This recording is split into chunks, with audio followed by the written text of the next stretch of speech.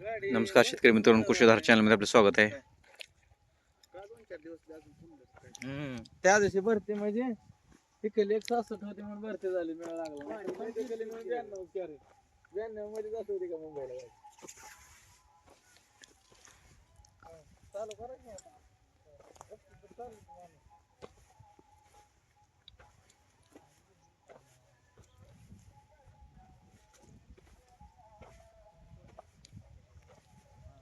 बघू शकता आपण ह्याच्यामध्ये आंतरपीक किती घेतलेलं आहे. आंब्याची लागवड केलेली आहे 12x6. मधलं अंतर हे असं 12 फूट आहे आणि 2 झाडाच्या मधलं अंतर 6 फूट आहे. त्याच्या आतमध्ये झेंडू लागवड केलेली आहे आंतरपीक म्हणून. बघू शकता आपण ही कशी लागवड आहे. ह्याच्यामध्ये परत नारळाची झाडं पण लागवड केलेली आहेत. जिथं तुटाळ पडली आंब्याची तिथं नारळाची झाडं लावलेली आहेत. बघा कसं झाड आहे, बघू शकता आपण. करपा नावाला सुद्धा नाही, मागितल्या तर नाही, अशा पद्धतीमध्ये लागवड केली आहे मित्रांनो.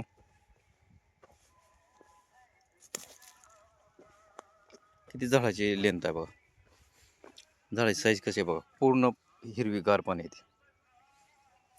फुलाची साईज बघा,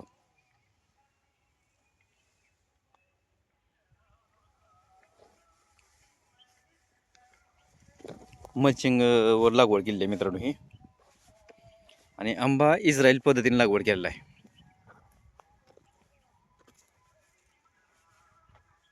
कसा झेंडू मित्रांनो, रोगराई प्रकारच नाही कसलाच. एवढ्या चांगल्या पद्धतीने लागवड केलेली आहे. एक नंबर अशी लागवड केली आहे मित्रांनो. बघा मध्येच अशी झाड नारळाची लावली आहेत.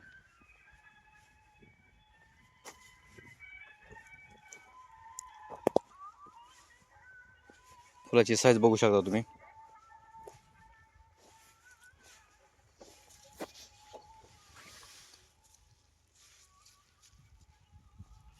बघा या फुलाची पावर किती आहे बघा.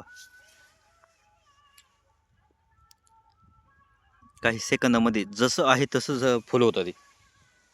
असं दाबू दाबू हे केलं असतं हे.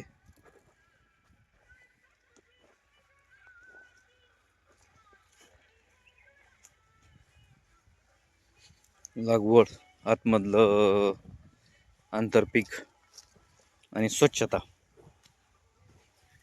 स्वच्छता सगळ्यात महत्त्वाची आहे मित्रांनो. काही झालं तरी स्वच्छता मेंटेन करणं खूप गरजेचं आहे. स्वच्छता असेल तर रोगराई होत नाही, दुसऱ्या पिकांना अडचण येत नाही.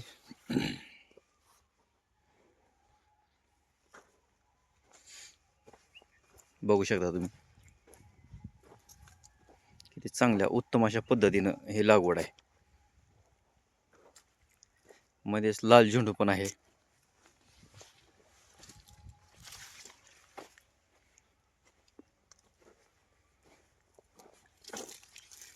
जे नवीन कोणी असतील, आपलं चॅनल कधी बघितलं नसेल तर सबस्क्राईब करा, लाईक करा. आपल्या चॅनलवर नवीन कोणी असतील अशाने नवीन नवीन माहिती पाहण्यासाठी चॅनलला सबस्क्राईब करा, लाईक करा.